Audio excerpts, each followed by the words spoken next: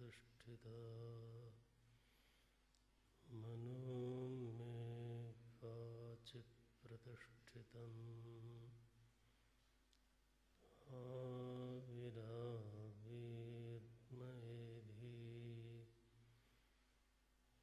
वेदस्य मानस्थः श्रुतं मे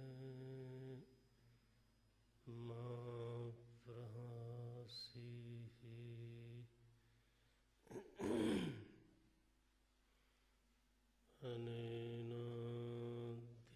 अनेनाधीतेन अहोरात्रान् सन्दधामि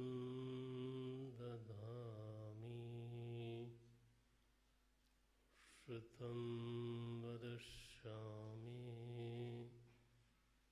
सत्यं वदिष्यामि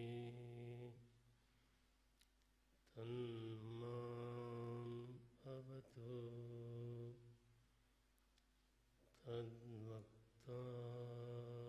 तद्वक्तार्थमवतु अवतु माम्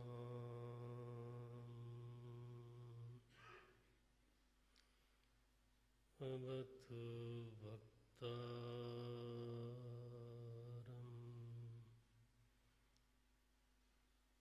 अवतु वक्तारम्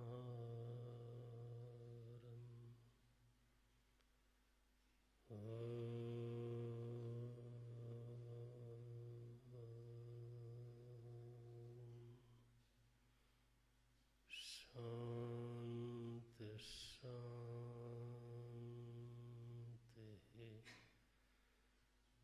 शान्ति।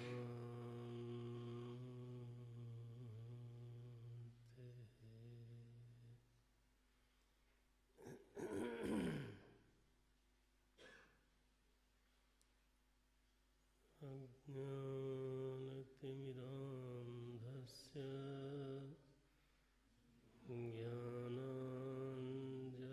ज्ञानाञ्जनशलाकया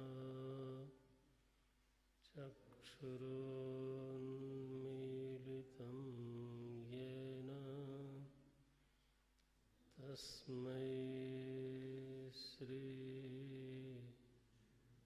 गुरवे नमः।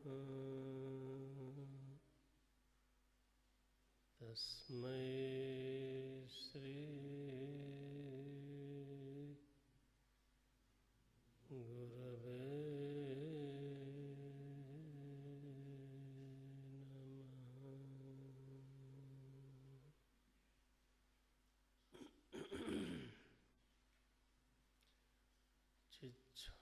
चिच्छायावेशतो बुद्धौ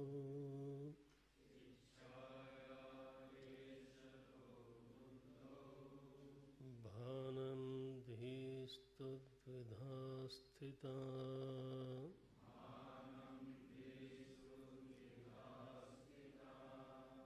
एकाहं कृतिरन्या स्यात्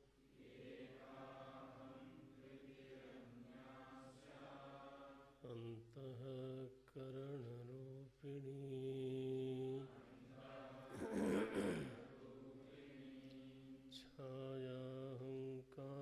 छायाहंकारयोरैक्यम्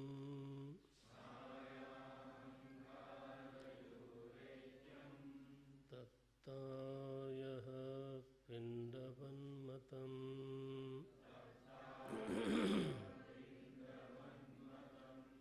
तदहंकारतादात्म्यात्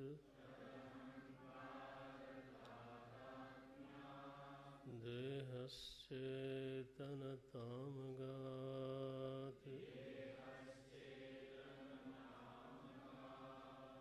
देहश्चेतनतामगात्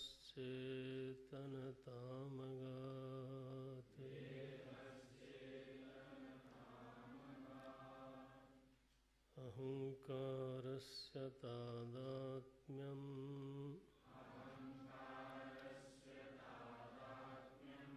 चिच्छाया देहसाक्षिभिः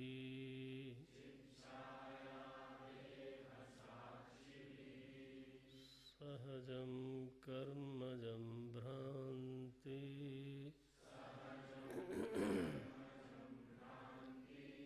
जन्यं च त्रिविधं क्रमात् अहङ्कारस्य तादात्म्यम्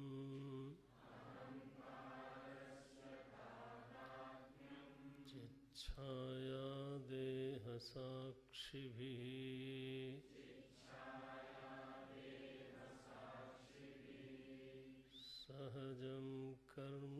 सहजं कर्मजं भ्रान्ति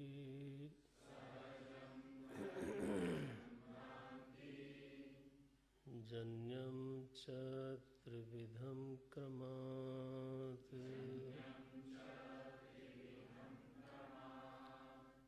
जन्यं च त्रिविधं क्रमात् सम्बन्धिनः सतोर्नास्ति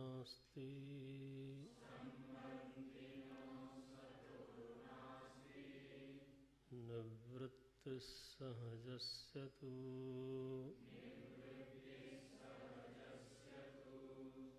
कर्मक्षयात् प्रबोधाच्च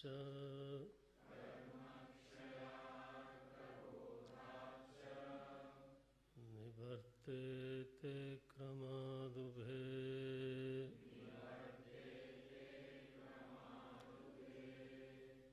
निवर्तेते क्रमादुभे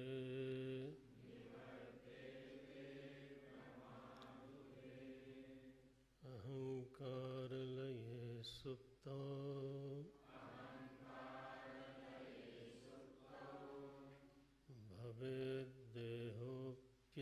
भवेद्देहोऽप्यचेतनः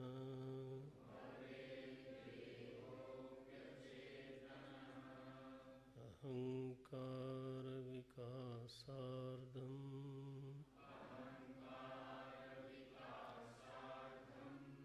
स्वप्नः सर्वस्तु जागरः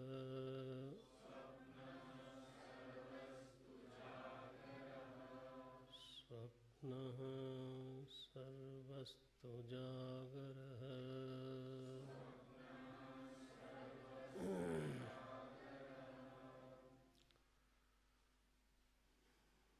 चिच्छाया देशतो बुद्धौ भानं धीस्तु द्विधा स्थिता एकाहंकृतिः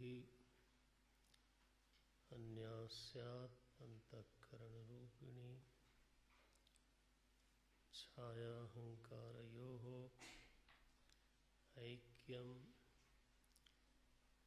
तप्तायः पिण्डवन्मतं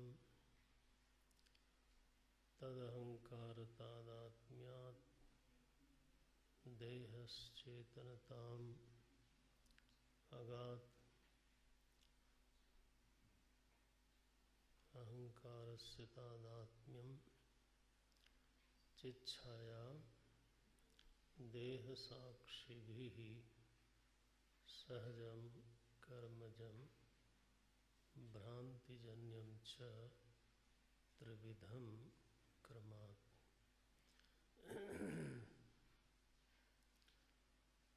ये जो छठे श्लोक से प्रकरण चल रहा है 12वें श्लोक तक ये प्रकरण चलेगा। तो इस वेदांत की इस प्रक्रिया को प्रतिबिंबवाद की प्रक्रिया बोलते हैं, क्योंकि यह आरंभ ही हुआ था चिच्छाया आवेशतः बुद्धौ भानम बुद्धौ दृश्येपि भानम कुतः। प्रश्न ये है कि बुद्धि दृश्य होने पर भी बुद्धि में भान कहाँ से आया। बुद्धि को जड़ होना चाहिए था और इसलिए इसमें संवेदना इसमें जानने की सामर्थ्य नहीं होनी चाहिए थी। दृश्य होने से लेकिन जानने की सामर्थ्य है, संवेदना है, तो बुद्धेः भानं स्वाभाविकम आगंतुकम वा। प्रश्न क्या बना? बुद्धि में जो भान है वो बुद्धि का अपना स्वाभाविक है या आगंतुक है? ये प्रश्न आया।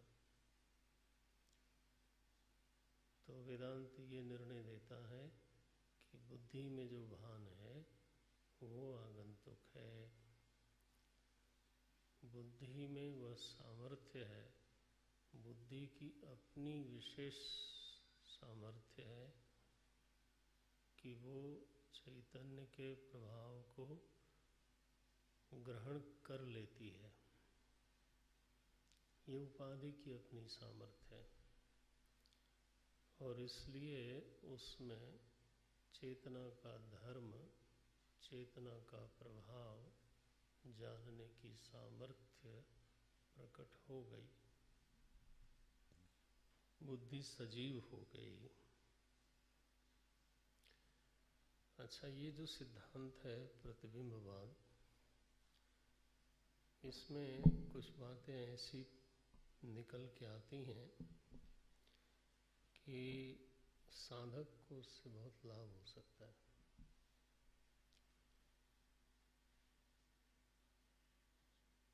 बुद्धि के भान में चूंकि चेतन का कोई योगदान नहीं है,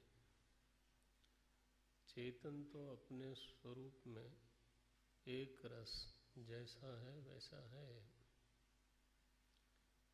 उसके प्रतिबिंबित होने का हेतु बुद्धि में है, चेतन में नहीं है। बुद्धि में क्यों है? तो कहा गया कि चूंकि वो सात्विक है और चूंकि वो सूक्ष्म है, यही तो उसका उपादान कारण ही सत्वगुण है और उसका उपादान कारण ही सूक्ष्म पंचमहाभूतों से बना है। तो सूक्ष्म पंचमहाभूत उसका उपादान कारण है और सत्वगुण उसका उपादान कारण है। इसलिए बुद्धि की उपाधि ऐसी है कि वो सत्वात्मक है, सूक्ष्म है और इस कारण से वह चैतन्य के प्रभाव को ग्रहण कर लेती है, अपने में उतार लेती है। चेतन उतर जाता है ऐसा भी कह सकते हैं, लेकिन ये सत्य के ज़्यादा निकट है कि वह चेतन के प्रभाव को अपने में उतार लेती है, ग्रहण कर लेती है। चेतन उसमें मानो प्रतिबिंबित हो जाता है। तो प्रतिबिंब की स्थिति ऐसी है जैसे सूर्य जल में प्रतिबिंबित होता है, तो उसमें सूर्य की भूमिका है नहीं, उसमें जो भूमिका है वो जल की है। जल में योग्यता है कि वह सूर्य के प्रतिबिंब को अपने में ग्रहण कर ले, उतार ले। यह सामर्थ्य, यह विशेषता जल में है, थल में नहीं है। थल में भी तब है जब उसको सीसा सरीखा कर दिया जाए, तो उसमें जो निर्मलता है, जो चिकनाहट है ना, जब वो गुण आता है तो उसमें भी प्रतिबिंब पड़ जाता है। ऐसा तो अब इसमें साधना के लिए जो सूत्र निकलते हैं वो ये है कि अगर जल कदाचित मटमैला हो तो प्रतिबिंब उतना स्वच्छ, उतना तेजस्वी, उतना स्पष्ट नहीं पड़ेगा। ठीक है, जल होने पर भी यदि वो मलिन हो, मटमैला हो, तो प्रतिबिंब तो पड़ जाएगा, लेकिन उतना स्वच्छ नहीं पड़ेगा। सूर्य भी अगर प्रतिबिंबित होगा तो उस प्रतिबिंब में वो प्रकाश नहीं होगा जो निर्मल जल के प्रतिबिंब में होता है। और जल यदि चंचल हो तब भी प्रतिबिंब टुकड़े टुकड़े होकर बिखर जाता है। प्रतिबिंब में वह गरिमा, वह प्रकाश, वह स्पष्टता है ना, वो देखने को नहीं मिलती है। तो चूंकि उपाधि की ही सारी भूमिका है, प्रतिबिंबवाद में मुख्य भूमिका किसकी है? उपाधि की, बुद्धि उपाधि की। तो बुद्धि उपाधि में जो गुण दोष होते हैं उसके अनुसार प्रतिबिंब में भी तो न्यूनाधिक्य हो जाता है, कमी आ जाती है या फिर वृद्धि होती है, ये देखने में आता है। क्या अभिप्राय है कि यदि हम साधक लोग, यदि हमारी बुद्धि की उपाधि ऐसी हो जिसमें एकाग्रता हो, आपकी अपनी ओर देखना, अगर आपकी बुद्धि की उपाधि में एकाग्रता हो तो स्वाभाविक है कि जो प्रतिबिंब होगा वह अधिक स्वच्छ होगा, अधिक समर्थ होगा, अधिक स्पष्ट होगा।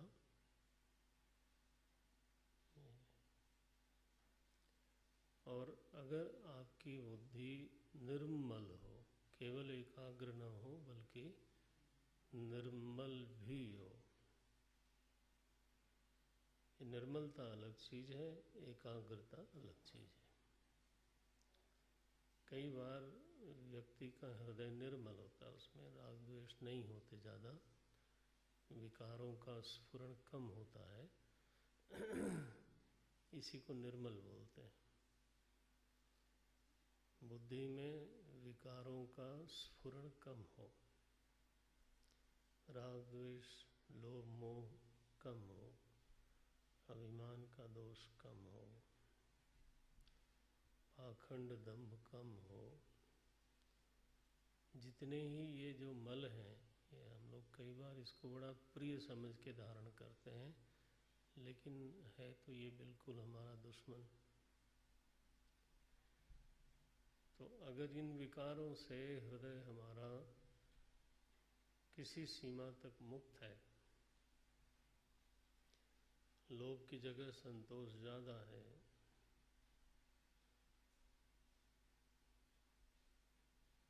सुख का हेतु प्रभु को मानते हैं, इसलिए दुनिया में प्रेम सबसे है लेकिन राग नहीं है। राग वहीं होता है जहाँ हम अपने सुख का हेतु किसी व्यक्ति को मान लेते हैं। जब मेरा सुख ही किसी व्यक्ति के अधीन है तो उस व्यक्ति को मनाने लगते हैं, फिर अब उसकी गलत बात को भी मानेंगे, है ना। तो ये सब झंझट शुरू हो जाता है। और कोई मेरे दुख का हेतु है तो फिर उससे द्वेष हो जाएगा। प्रेम सबसे है, राग द्वेष किसी से नहीं,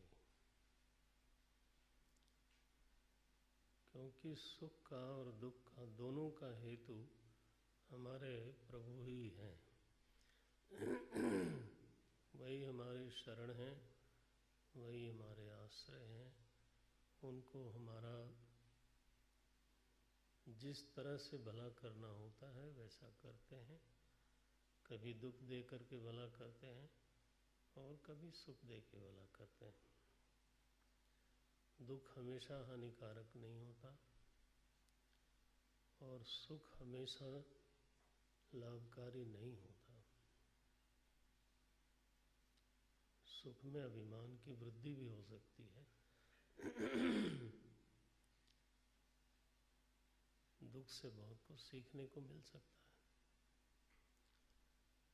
तो जो भावे सो कर कृपा तेरो तुलसी है, गोस्वामी जी अपने को भगवान की गोद में डाल देते हैं।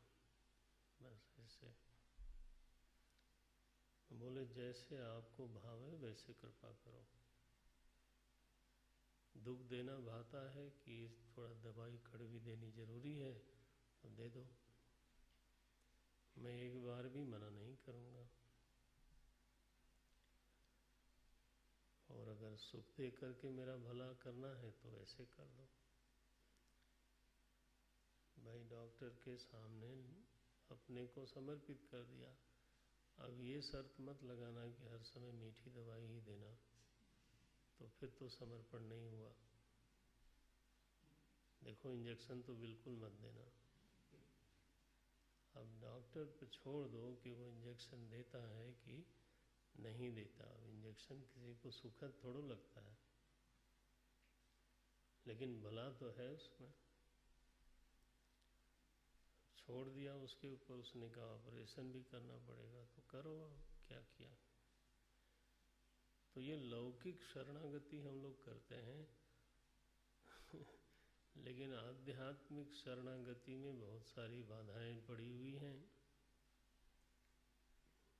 है ना। तो अगर भगवान करे हो जाए, सिद्ध हो जाए,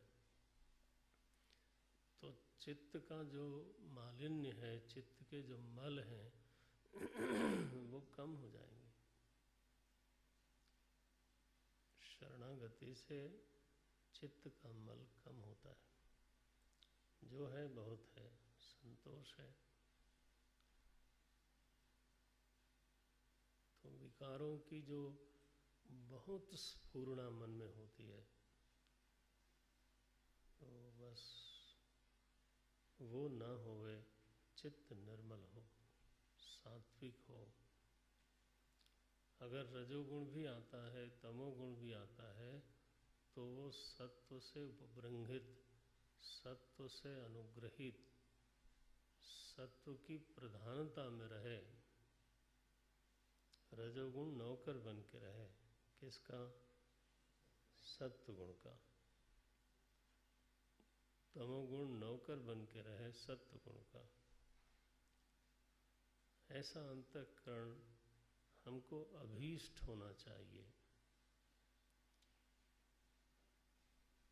एक बार पहले उसको अभीष्ट तो बनावें कि हमारा अंतःकरण प्रभु करे ऐसा हो जाए। अभीष्ट माने इच्छित,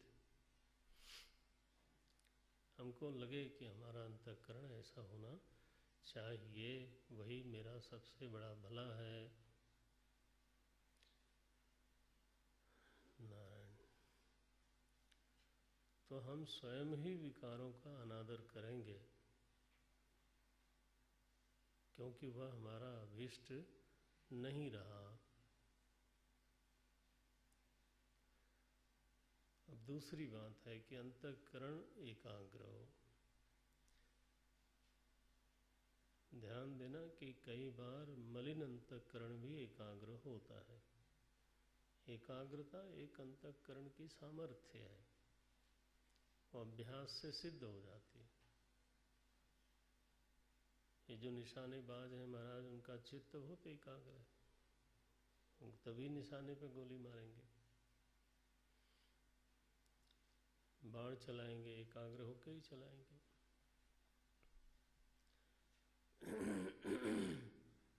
ध्यानाभ्यास करने वाले व्यक्ति का चित्त एकाग्र हो जाता है, लेकिन जरूरी नहीं कि वो निर्मल हो। ध्यान से उठने के बाद लगता है कि अरे इतनी देर ध्यान किया और अब ये ऐसा स्वभाव है। और भक्तों का हृदय ऐसा देखने में आता है, निर्मल होता है, लेकिन फिर चंचल भी होता है। ये दोनों ही अगर चित्त में आ जाए तो चित्त की ऐसी उपाधि ऐसी हो सकती है कि उसमें नारायण चेतन का ऐसा सुंदर प्रतिबिंब पड़े, है ना। चेतन के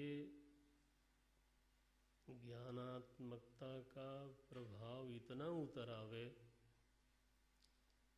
ऐसे चित्त में, ऐसे अंतःकरण में जब चेतन प्रकट होता है तो कई बार देख के आश्चर्य होता है कि ये देखो इस व्यक्ति की प्रतिभा कितनी है, कितना प्रखर विवेक है इसका, मेधा कितनी है, विश्लेषण सामर्थ्य कितनी है, चिंतन सामर्थ्य कितनी है, अद्भुत है।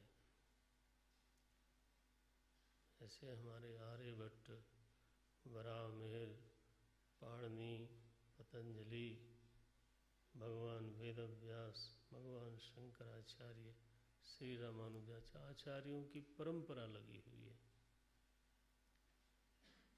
प्राचीन पुस्तकालय में जाएं तो पुस्तकालय भरा हुआ है ऐसे विद्वानों से। और किसी किसी के बारे में हम लोग सुनते हैं कि आरंभ में बड़ा ही मंदबुद्धि का व्यक्ति था। अब कालिदास के बारे में ही हम लोग ऐसा सुनते हैं कि किसी बिल्कुल ही मंदबुद्धि की खोज में विद्वान लोग निकल गए। तो देखा कि ये व्यक्ति गांव के बाहर एक पेड़ पे चढ़ा हुआ है। सुना है ना ये कहानी? पेड़ पे चढ़ा है और जिस डाल पे बैठा है उसी को काट रहा है। तो विद्वानों ने निश्चित किया कि इससे अधिक मंदबुद्धि का हम लोगों को कोई मिलने वाला नहीं है। उतारा उनको और कुछ सिखाया पढ़ाया शास्त्रार्थ करवा दिया और हरवा दिया, सामने वाले को हरवा दिया, विद्योत्तमा को हरवा दिया। शादी भी हो गई। अब बताइए, अत्यंत विदुषी का विवाह अत्यंत मूढ़ के साथ करवा दिया पंडितों ने। पंडित मन विद्वान होता है। और कालिदास जी को फिर बुरा भी लगने लगा, तो उन्होंने भगवती की उपासना करी, काली भगवती की। और इतनी गहरी उपासना करी कि बताइए आज भी उनके काव्य की तुलना किसी से करते नहीं बनता।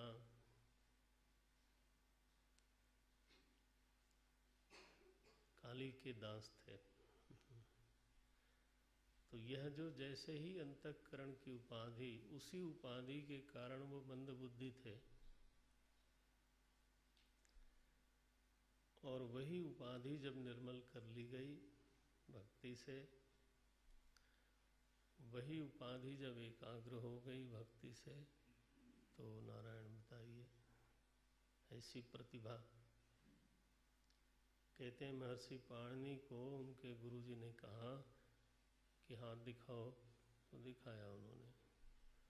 तो कहना उनको ये था कि तुम कक्षा से निकल जाओ।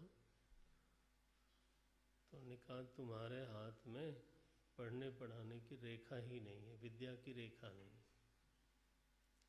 छोटा सा बालक, उसने पूछा कौन सी रेखा है, रेखा कौन सी होती है, किधर होती है? तो बता दिया ऐसे इधर उधर। बाहर गए तो उन्होंने कुशा से न चीर दिया अपने हाथ को। बोले मैंने तो रेखा बना ली, गुरुजी को आके बताया। तो उन्होंने कहा बेटा पढ़ोगे जरूर तुम, पहले उपासना करो, भक्ति करो। शिव जी की भक्ति करी इतनी गहरी। शिव जी प्रकट हुए महाराज, डमरू निनाद किया, ये आप लोगों ने पढ़ा है।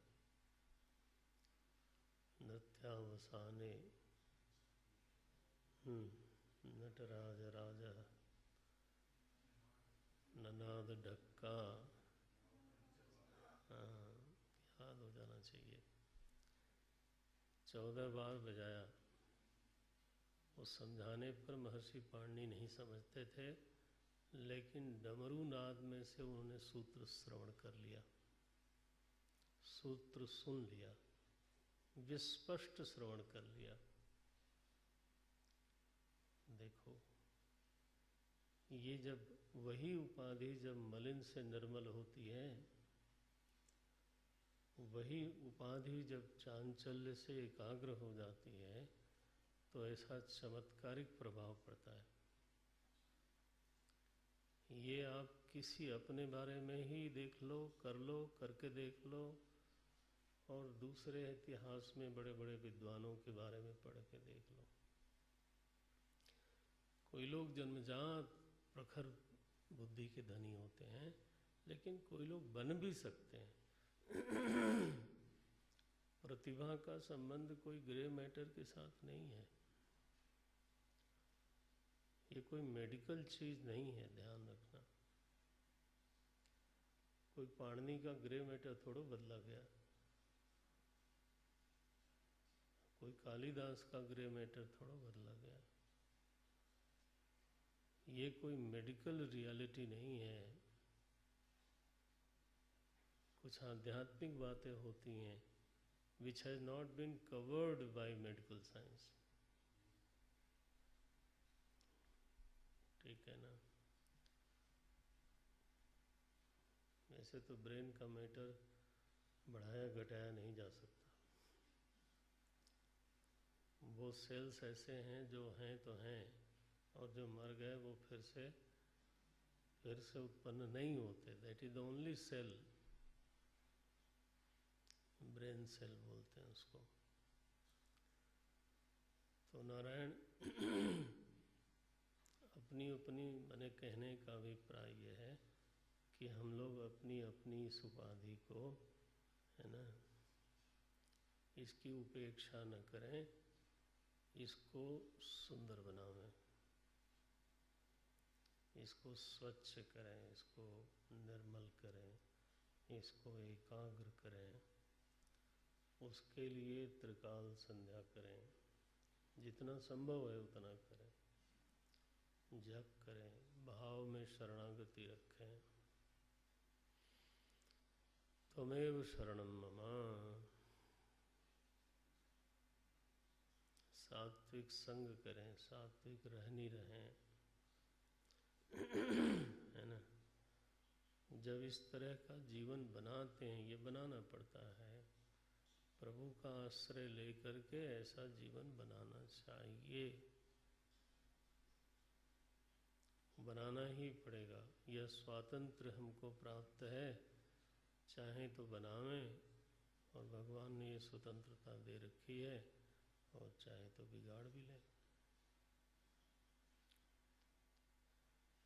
विद्वान व्यक्ति को भी मंद बुद्धि होते देखा जाता है, ऐसा है। प्रतिबिंबवाद की सच्चाई में यह जो घटना है वो बहुत बड़ा प्रमाण है। अगर बुद्धि का भान उसका अपना स्वाभाविक होता तो उसको बढ़ाया घटाया नहीं जा सकता था। लेकिन चूंकि प्रतिबिंबित चेतन की महिमा है ये, तो प्रतिबिंबित तो प्रतिबिंब के आधार में ही होता है। तो प्रतिबिंब का आधार है अंतःकरण, है ना। इसलिए महाराज जी बोलते थे, देखो भाई, परमात्मा तो तुम हो ही, वो तो सारे ही शास्त्र बोलते हैं, परमात्मा तो तुम हो ही। बनने की बात तो महात्मा है, महात्मा बनने का प्रयास करो। अक्षुद्र हृदय होना चाहिए, है ना। क्षुद्र, छोटा ऐसा नहीं हो नारायण। ये प्रयास भी होना चाहिए साथ साथ में। सिद्धांत तत्व समझने के साथ साथ जो साधन संबंधी सूत्र कहीं मिल जाते हैं तो उसको जरूर ले लेना चाहिए। अब आओ सांप्रतम संप्रति। अब जो प्रकरण चल रहा है उस पर हम आते हैं। अहंकारस्य तादात्म्यं चिच्छाया देह साक्षिभिः। अहंकार माने अंतःकरण, ये ध्यान में रखना। अहंकारस्य तादात्म्यं चिच्छाया देह साक्षिभिः सहजम कर्मजम भ्रांतिजन्यम च त्रिविधम क्रमात्। श्लोक पे ध्यान देना। अहंकारस्य तादात्म्यम त्रिविधम, ये छोटा वाक्य। इस वाक्य को अलग कर लेना चाहिए पहले। अहंकारस्य तादात्म्यम त्रिविधम। त्रिविधम, तीन प्रकार का ये अंतःकरण तादात्म्य करता है। किसके किसके साथ करता है? चित छाया, एक तादात्म्य तो उसके साथ करता है। दूसरा देह, ये दूसरा तादात्म्य करता है। फिर तीसरा है साक्षी भी ही, समाहार द्वंद्व बोलते हैं इसको, है ना। चित छाया च देहश्च साक्षिश्च। तो ये समाहार द्वंद्व हुआ, मैंने तीनों स्वतंत्र रूप से गिन करके फिर बहुवचन आखिरी पद में लगाया गया, साक्षी भी ही। चित छाया देह साक्षी भी ही त्रिविधम तादात्म्यम कस्य कस्य अहंकारस्य। ऐसे धीरे धीरे पकड़ने का प्रयास करो। अहंकारस्य त्रिविधम तादात्म्यम भवति अस्ति। वो त्रिविधम किसके किसके साथ? केन सह, ऐसा प्रश्न आएगा। सह के योग में तृतीया लगती है। केन सह, बोले देहेन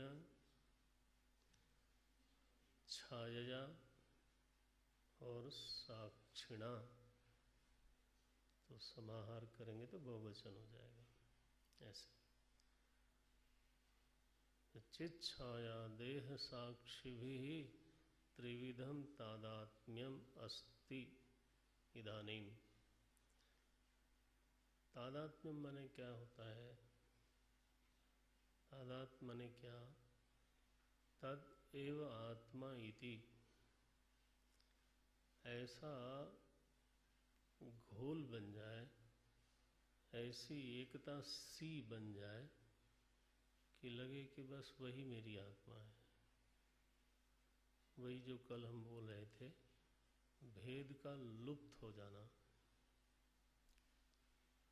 माने अंतःकरण में और चित छाया में भेद का लोप हो गया, भेद तिरोहित हो गया। तिरोहित माने लुप्त हो जाना। ये इसलिए तादात्म्यम कहा।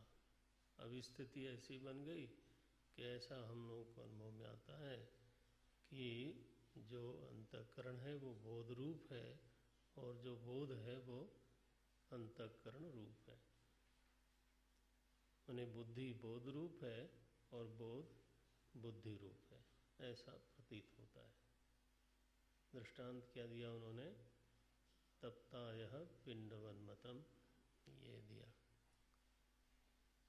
अच्छा, ये तो बढ़िया हो गया, एक तादात्म्य तो हो गया। चित छाया के साथ ऐसा तादात्म्य हो गया। दूसरा देह के साथ तादात्म्य हुआ। अब देह के साथ जो अहंकार का तादात्म्य है, ध्यान रखना, षष्ठी है ये, अहंकारस्य है ना। तो ये संबंधी जो है अहंकार है तीनों जगह, माने अंतःकरण है। अहंकारस्य देहेन देहेन सह तादात्म्यम, देह के साथ तादात्म्य हुआ। वो कौन सा तादात्म्य है? बोलते हैं कर्मजम। छाया के साथ कौन सा तादात्म्य है? तो बोले सहजम। आया ना, श्लोक में आया ना, सहजम कर्मजम। और साक्षी के साथ जो तादात्म्य हुआ अंतःकरण का, अहंकार का, उस तादात्म्य का नाम रखा गया भ्रांतिजन्यम। सहजम कर्मजम भ्रांतिजन्यम च त्रिविधम क्रमात्। क्रमात् माने चित छाया के साथ सहजम, देह के साथ कर्मजम और साक्षी के साथ भ्रांतिजन्यम। अहंकारस्य तादात्म्यं चिच्छाया देह साक्षिभिः सहजं कर्मजं भ्रांतिजन्यं च त्रिविधं क्रमात्। अब सहजम इसलिए है क्योंकि अंतःकरण सूक्ष्म और सात्विक उपाधि है, और इसलिए चेतन की सन्निधि में चेतन का प्रतिबिंब धारण कर लेना ये एक स्वाभाविक स्थिति है। इसमें किसी का कोई प्रयास नहीं है। इसको अंग्रेजी में लोग बोलते हैं इट्स नेचुरल फिनोमेना। फिनोमिनल है ये, एक स्वाभाविक घटना है। जैसे जल है और नभमंडल में सूर्यदेव हैं, तो जल में प्रतिबिंब को पढ़ना ही पढ़ना है, उसमें कोई और हेतु है नहीं। ये एक नेचुरल फिनोमेना है ये, इसलिए कहा सहजम। चेतन अनादि है, अंतःकरण भी अनादि है, तो प्रतिबिंब भी अनादि ही होगा। तो जब से बुद्धि है तब से प्रतिबिंब सहित ही है। जब से बुद्धि है कभी ऐसा नहीं हुआ वो जो प्रतिबिंब रहित हो जाए, भान रहित हो जाए। और जब तक बुद्धि रहेगी तब तक प्रतिबिंब सहित ही रहेगी, भान सहित ही रहेगी। अभान दशा में बुद्धि कभी जावेगी नहीं। इसको बोलते हैं सहजम। इसीलिए तो ये भ्रांति होती है कि बुद्धि का अपना ही धर्म है चेतन, क्योंकि चेतन का बुद्धि के साथ व्यतिरेक किया नहीं जा सकता। व्यतिरेक माने अलगाव। जैसे अग्नि और लौह पिंड को आप कभी न कभी अलग कर सकते हो। तो वो ठंडा पड़ गया तो पता चल गया कि अरे ये तो लौह पिंड था, अग्नि इसमें आ गई थी। तो आप व्यतिरेक कर सकते हो।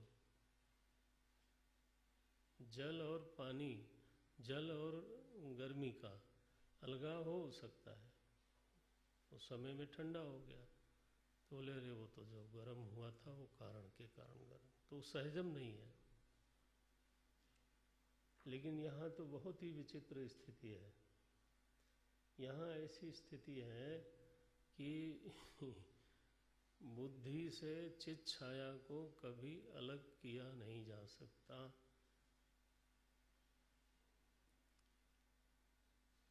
केवल विचार से, शास्त्र प्रमाण से, प्रतिभा के बढ़ने घटने से, अभी जो हमने बात करी, और दृश्यत्व का हेतु लगा करके कि भाई जो दृश्य है उसको जड़ होना चाहिए, वो भानात्मिका कैसे हो गई। माने आप अलग करके नहीं देख पाओगे।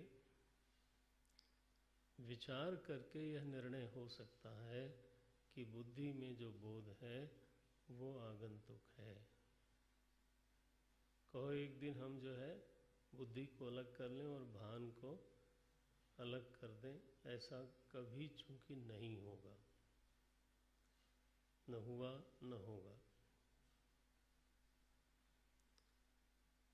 अद्भुत मामला है। तो सहजम, तो वेदांत ने कहा ये तो सहज संबंध है। नारायण। अच्छा, तो पूर्व श्लोक में हम लोगों ने पढ़ा तद अहंकार तादात्म्यात् देहश्चेतनतामगात्। तो ऐसा जो जीवंत अहंकार है उसने जब देह से तादात्म्य किया तो देह में भी चेतना का आविर्भाव हो गया। तो वो तादात्म्य किया ही क्यों? जीवित अहंकार ने देह के साथ तादात्म्य क्यों किया? ये भी सहजम है क्या? बोले ये सहजम नहीं है। ये कौन सा है? बोले कर्मजम। अहंकार महात्मा जो हैं हम सब लोगों के भीतर है, ये श्रीमान जी कर्ता भी हैं, क्योंकि उनका एक रूप है कर्ता और एक रूप है करण। हाँ, तो चूंकि ये अहंकार कर्ता भी है तो कर्ता होकर के कर्म भी करता है करणों के द्वारा। कर्म करता है तो कर्म का फल भी प्रकट होता है। तो वो फल प्रकट होगा तो उस फल को भोगना पड़ेगा अहंकार को ही। जिसने किया है वो भोगे, तो भोगेगा तो जरूर, लेकिन भोगने के लिए भोगायतन चाहिए। हाँ, भोगायतन की जरूरत पड़ेगी। शरीर को आप लोगों ने पढ़ लिया, वेदांत का पारिभाषिक शब्द है भोगायतनम। सभी का देह क्या है? बोले भोगायतनम। पशु पक्षी प्राणी सबका शरीर है भोगायतनम। ये दलाल है महाराज। आप लोगों ने पढ़ा होगा देहाभिमानी को क्या बोलते हैं? विश्व। विश्व बोलते हैं, व्यष्टि में इसको विश्व बोलते हैं। सूक्ष्म शरीराभिमानी को तेजस, हाँ, और कारण शरीराभिमानी को प्राज्ञ, ये बोलते हैं। तो अब विश्व क्यों बोल दिया आपको? 3.5 हाथ के आप हो तो विश्व बोल दिया, आपका नाम ले लिया। क्योंकि ये महाराज विश्व और आपके बीच में यही दलाल है। दुनिया से संबंध जोड़ने वाला ये शरीर ही है। देह के बिना जगत संसार से आपका हमारा संबंध नहीं हो सकता। मान लो आप स्वप्न में चले गए और मैं गया आपसे मिलने, लौटना पड़ेगा। किसी मित्र ने पूछा भेंट हो गई? बोले नहीं। तो घर में नहीं थे क्या? बोले नहीं, घर में तो थे, फिर भेंट क्यों नहीं हुई? और बोले जिसके जरिए भेंट होती है उसमें वो नहीं थे उस समय। आप गहरी सुषुप्ति में चले गए तो बाहर आपको कोई माला पहना गया, उठने पर आपको बहुत बुरा लगेगा कि बताओ मुझे क्या समझ रखा था इसने। इसलिए कहा जाता है कि सोते समय किसी को माला वो समझेंगे शव पे चढ़ाया है। सम्मान की प्राप्ति बिना शरीर के, हम तो शरीर को सम्मानित करने नहीं गए थे, शरीर के जरिए आपको सम्मानित करने गए थे। शरीर वहीं सामने था, लेकिन अब आप नहीं थे तो वह क्या किया जाए। अच्छा, मानो आप सामने ही हो और हम कहें कि नहीं, शरीर को माला नहीं पहनाऊंगा, मैं तो आपको पहनाऊंगा, तो अब कौन सा तरीका बताओ, कैसे बने। और किसी को दंड देना हो और वो आदमी बेहोश हो गया, अब पुलिस कहाँ डंडा मारे? बोले बेकार है, पहले इसको जगाओ। क्यों बेकार है? अरे भाई, वो है नहीं इस समय यहाँ पे, जिसको मारना है वो नहीं है अभी, तो वो आ गया शरीर में, जगा दिया गया। तो अब उसी पर डंडा मारो ना, शरीर पे क्यों मारते हो? मार सकते हो। अहंकार से दुनिया की भेंट नहीं हो सकती। ये तो बीच में यही श्रीमान जी हैं। तो कर्म का फल आया परिस्थिति बन करके, और उस परिस्थिति से मिलने के लिए बीच में माध्यम चाहिए, शरीर। जय सीताराम। इसलिए यह जो कर्ता भोक्ता अहंकार है, इसको देह में आना पड़ता है, देह से तादात्म्य करना पड़ता है। तादात्म्य ने देह एवं आत्मा इतना ऐक्य हो गया कि महाराज बस, अगर देह गोरा तो मैं गोरा, देह सांवला तो मैं सांवला, देह काला तो मैं काला, देह जवान तो मैं जवान। तदेव आत्मा, तादात्म्य का मतलब यह है। अहंकार अलग मालूम ही नहीं पड़ता।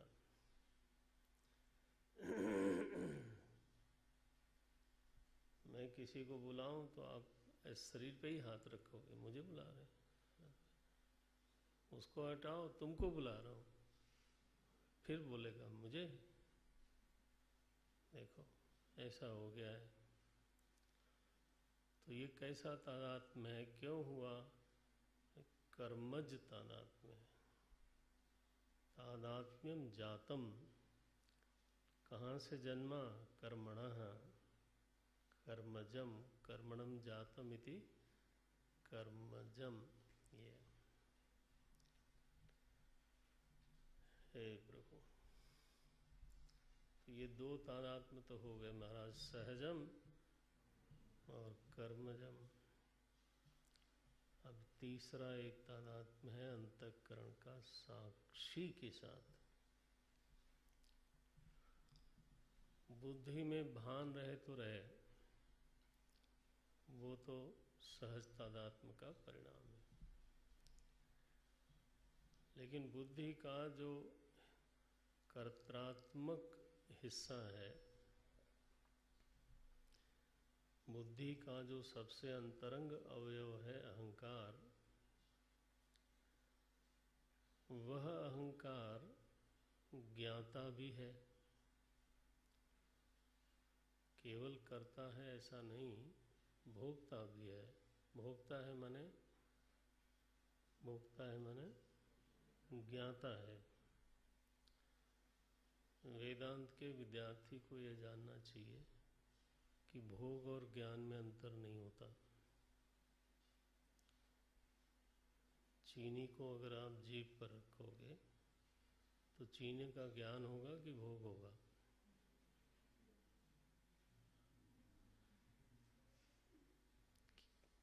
क्या बोलते हो?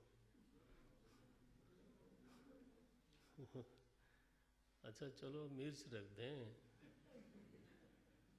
केवल ज्ञान हो रहा है मुझे। कोई नहीं बोलेगा महाराज, अगर तीखी मिर्च नीमच वाली, मध्य प्रदेश में नर्मदा जी के किनारे एक एरिया है, मालवा के बाद, नीमच, छोटी छोटी मिर्च होती है महाराज, इतनी बढ़िया होती है। तो उसको पिसा के थोड़ा सा आपकी जीवा पर विराजमान करवा दिया जाए, फिर आप कहो कि मिर्च का केवल ज्ञान हो रहा है, भोग नहीं हो रहा है।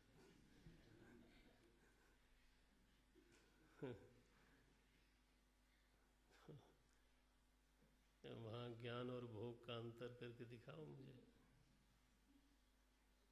गंध का केवल ज्ञान हो रहा है, भोग नहीं हो रहा है। अरे ये तो नासमझी है, अविवेक है। कोमल स्पर्श का ज्ञान हो रहा है, भोग नहीं हो रहा है।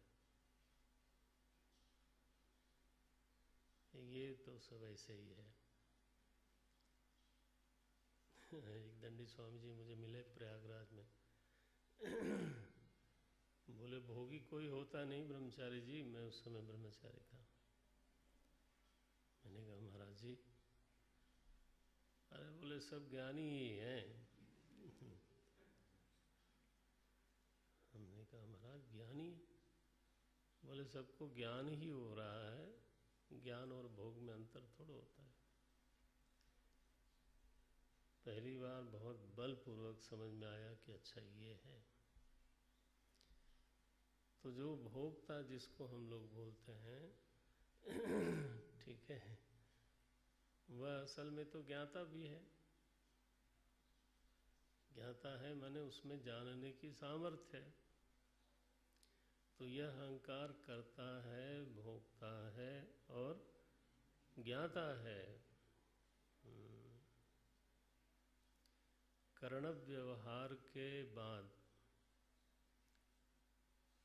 तो इस अहंकार में ही ज्ञान फलित होता है। क्या फल हुआ? अहम इदम जानामि, मैं यह जानता हूँ। घट का ज्ञान कब पूरा होगा? जब ये वृत्ति उठ जाए कि मैं घट को जानता हूँ।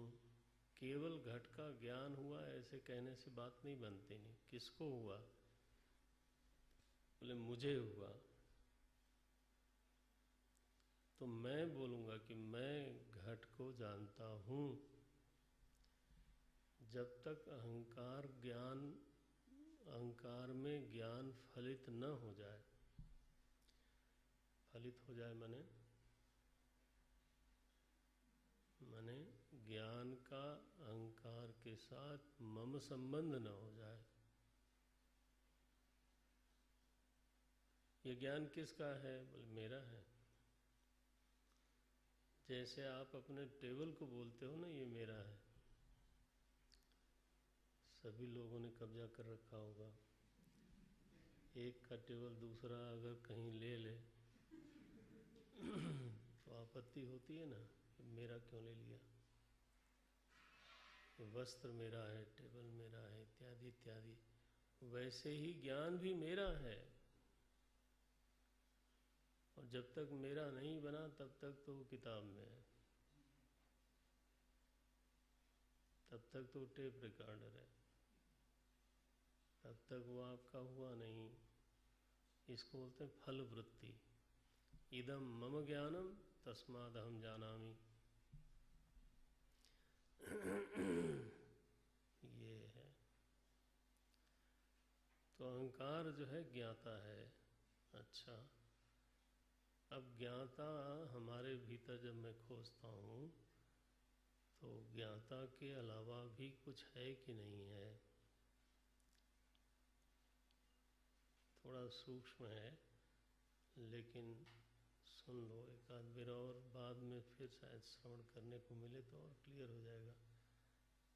इसी समय क्लियर हो जाए तो बहुत ही अच्छा है।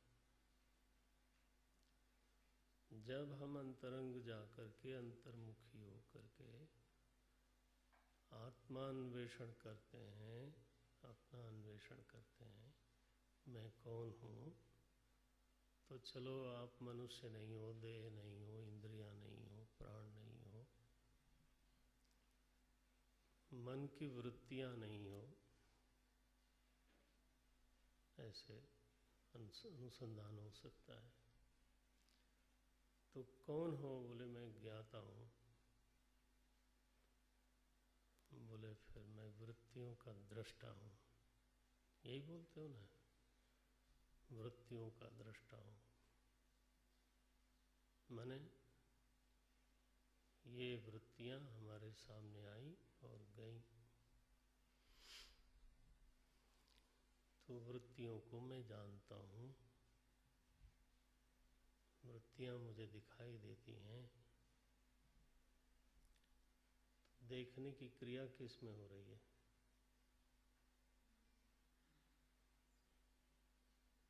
उसी दृष्टा में हो रही है कि कहीं और हो रही है? जैसे गमन क्रिया का आश्रय ये पैर है, वैसे ही जानने की क्रिया का आश्रय कौन बनता है? ज्ञाता, दृष्टा। सबसे अंतरंग जो अनुभूति है आत्मान्वेषण में, वो अपने बारे में यही है कि मैं ज्ञाता हूँ। ज्ञाता थोड़ा असंग हो जाए तो उसको लगता है मैं दृष्टा हूँ। ज्ञाता और दृष्टा का इतना ही अंतर है। जानी हुई चीज में संग है तो ज्ञाता, और जानी हुई चीज से संग नहीं है तो जानी हुई चीज जानने वाले को सुखी दुखी नहीं कर पाती। तब क्या है?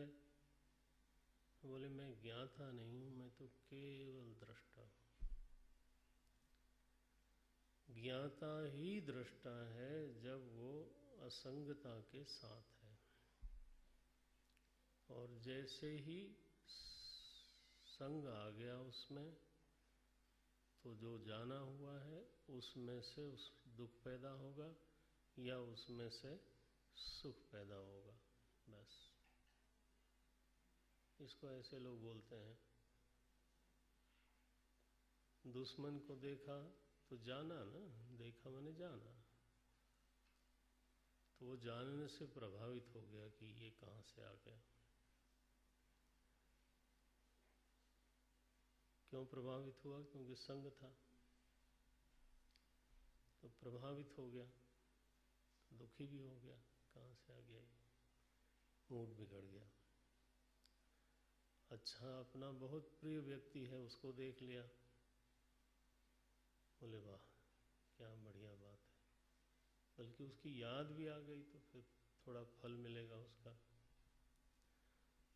तो जब ज्ञाता अपने ज्ञान से प्रभावित हो रहा है तब उसको ज्ञाता बोलते हैं। अब मान लो न ऐसी चीज है न जो अप्रिय है न प्रिय है, दोनों कुछ नहीं, आया गया, तो चूंकि वह न तो सुख दे रही है न तो दुख दे रही, तो आप अपने को क्या बोलते हो? बोले मैं केवल दृष्टा हूँ।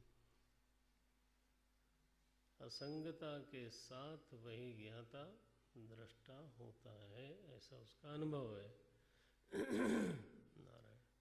लेकिन ध्यान रखना, उसमें अहंता जरूर होती है।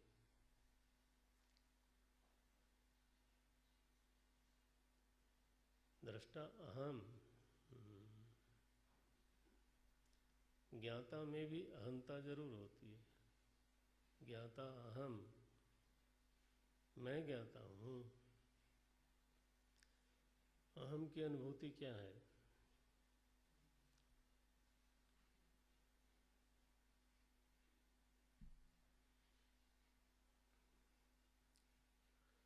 अहम की अनुभूति में दिक्कत क्या है? ठीक तो है। बोले नहीं, अहम की अनुभूति में एक दिक्कत है कि अहम हमेशा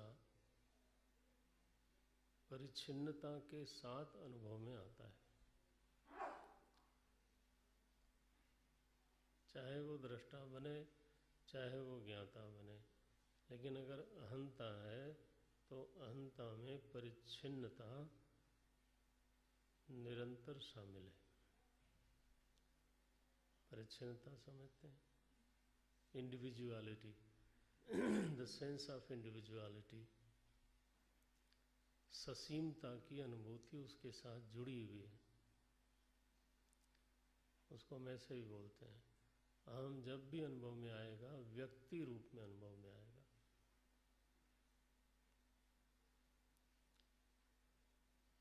उसमें यह जो व्यक्तित्व है ना, उसका ध्यान चाहे न जाए, लेकिन वह सीमा शून्य है, यह अनुभूति उसकी कभी नहीं हो सकती।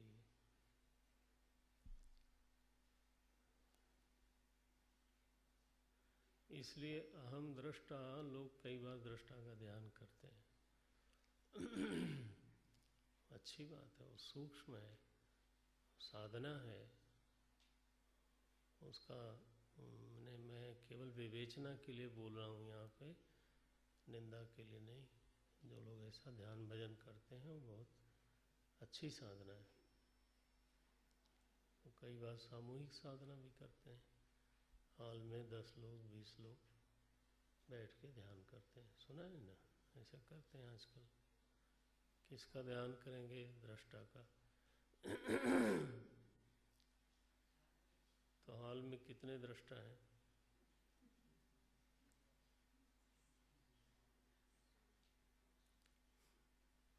अगर 50 लोग ध्यान कर रहे हैं तो उस समय इसी हाल में, हाँ,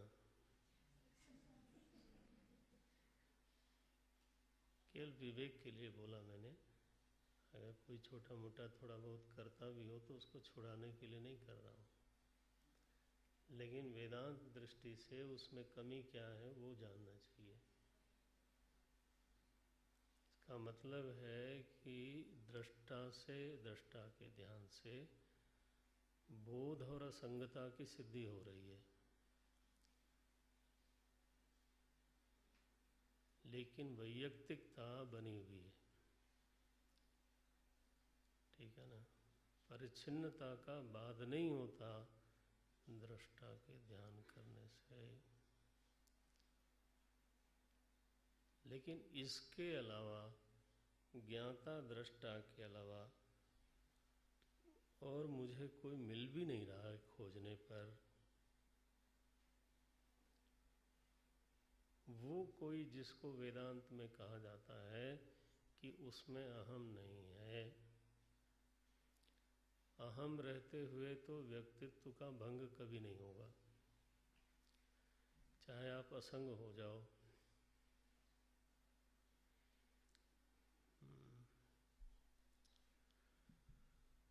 वो कौन है और वो ऐसा क्यों अनुभव में नहीं आ रहा है? बोले बस ये है साक्षी का अहंकार के साथ ऐक्य, तादात्म्य। ये तादात्म्य कैसा है? भ्रांति जन्यम च।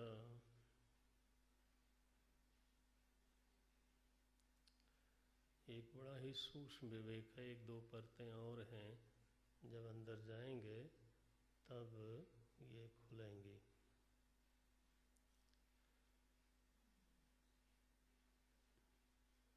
एक ऐसी चिन्मयता है, अभी तो आप लोगों ने उपदेश सारम पढ़ा, अब हम लोग आरंभ में ही पढ़ाते हैं। वैसे वो गंभीर ग्रंथ है। अब मैं देखता हूँ तो वही ग्रंथ बहुत गंभीर लगता है। उसका शोधन, साक्षी तत्व का शोधन कैसे होए? बोले अहमयम कुतो भवति इति चिन्मतः। तो ये हम लोगों ने पढ़ा अभी। अहम अयम, अयम मने अपरोक्षतया अनुभूयमानम, बिल्कुल अपरोक्ष होकर के स्वतः मालूम पड़ता है। अयम शब्द का अयम अहम कुतः भवति, बुद्धि तो इदम है। और चेतन जो है ना, अब देखना मैं थोड़ा एक सीढ़ी अंदर जा रहा हूँ। बुद्धि इदम है और जो चेतन है वो इदम नहीं है। तो कहो अहम है, वो भी नहीं है। चेतन के लिए वेदांत में शब्द आया अनिदम। चेतन है अनिदम, जो इदम कभी नहीं बनता। दृगेव न तो दृश्यते, न दृश्यते, इसलिए उसका नाम रखा गया अनिदम। बुद्धि का नाम रखा गया इदम। अच्छा, अब इन दोनों में एक भ्रांतिजन्य संबंध हुआ।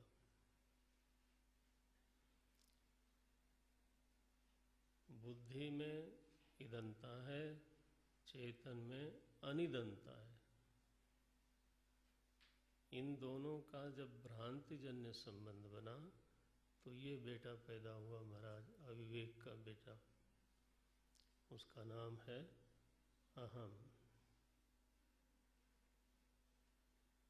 जिसको हम लोग बोलते हैं आत्मा। आत्मा को अंग्रेजी में लोग बोलते हैं कई बार सब्जेक्ट, और जो बुद्धि है उसको बोलते हैं ऑब्जेक्ट। अब अगर आप विश्लेषण करोगे तो subject can not be experience without mixing the object. Subject का अनुभव ही नहीं हो पाता बिना ऑब्जेक्ट मिलाए। मैं मनुष्य हूँ, ऑब्जेक्ट मिला कि नहीं? मैं बुद्धिमान हूँ, मिला कि नहीं? मैं विरक्त हूँ, और मैं धनी हूँ, और इत्यादि। वो तो बहुत ही बाहरी बात है, लेकिन आप सूक्ष्म से सूक्ष्म अनुभव अपना ले लो। मैं असंग हूँ।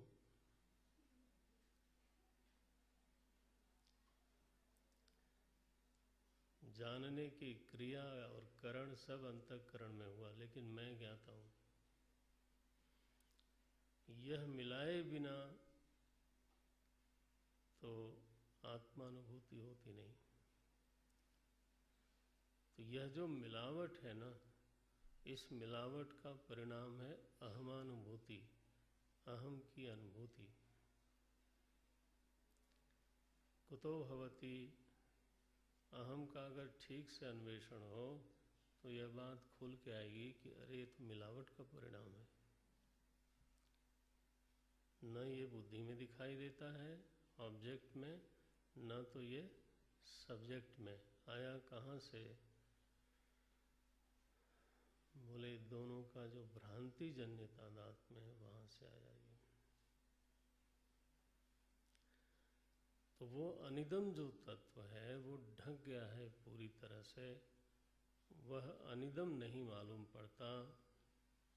कैसा मालूम पड़ता है? कैसा मालूम पड़ता है? अहम मालूम पड़ता है। अनिदम की अनुभूति नहीं हो रही है। क्या अनुभूति क्या हो रही है? बोले अहम की। आप लोगों ने उपदेश सारम में इसको पढ़ा। ज्ञान का स्वरूप क्या बताया? अहम अपेतकम। पढ़ा ना आपने? श्लोक याद है?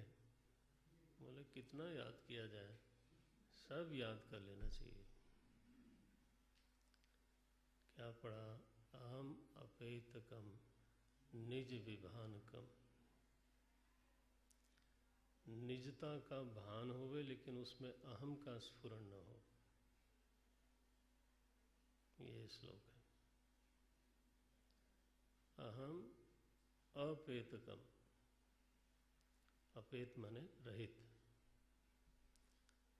अहम रहित हो लेकिन अभान हो जाए ऐसा नहीं। निज विभानकम, अनिदम के रूप में स्वरूप का भान हो गए। अभी फिर कभी इसको और विस्तार करेंगे, लेकिन बस इशारा करता हूँ, ये भ्रांतिजन्य तादात्म्य सबसे सूक्ष्म है। नारायण, ज्ञान का स्वरूप वहाँ बताया, महदिदम तपो रमण वागियम। रमण महर्षि का यह वाणी, उनकी यह वाणी ये कहती है कि इससे बड़ा कोई तप नहीं हो सकता। इस अनुभूति में जो महापुरुष प्रतिष्ठित है वह ज्ञानी है, वो ब्रह्मनिष्ठ है।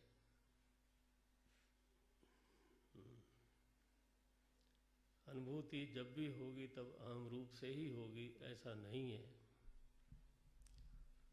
ऐसा नहीं है। अहम अपेतकम, अभी देखना जाके फिर, ये ऐसे मंत्र हैं जब मेधा में रहते हैं तो काम आते हैं, मनन करने के काम आते हैं। अहम अपेतकम निज विभानकम, अन्य रूप से भान नहीं है, ध्यान रखना। अन्य रूप से भान होगा तो इदम हो गया, है ना। अच्छा, हम लोग यही समझते हैं कि इदम रूप से नहीं होगा तो अहम रूप से होगा, बस हो गया गड़बड़। न इदम रूप से अनुभूति हो, न अहम रूप से अनुभूति हो, ये कहा। निज विभानकम, बोले महाराज ये त्रिविधम है इस तादात्म्य में। अच्छा अच्छा, आगे इसका निवारण कैसे होगा?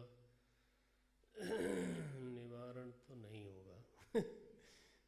मैंने सहज तादात्म्य का निवारण मना कर रहे हैं, कल देखेंगे इसको।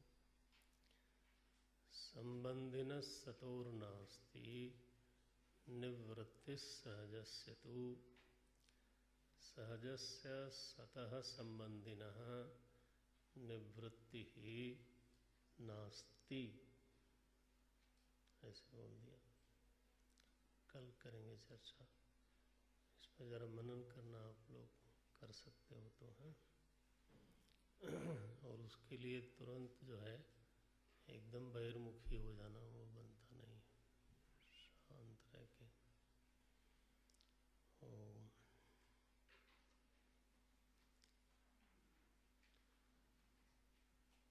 ओम